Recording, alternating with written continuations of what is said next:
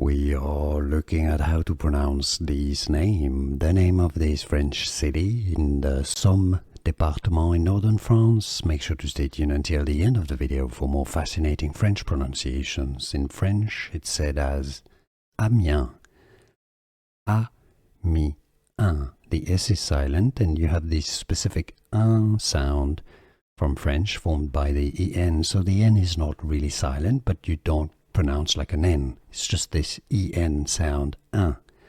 Amiens, Amiens in English, Amiens, Amiens. It's easy, now you know.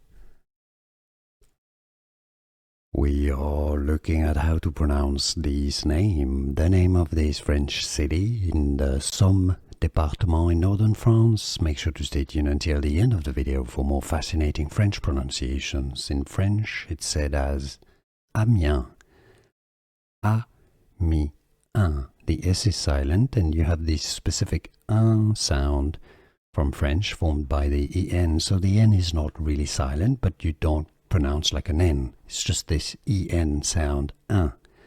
Amiens, Amiens in English, Amiens, Amiens. It's easy, now you know.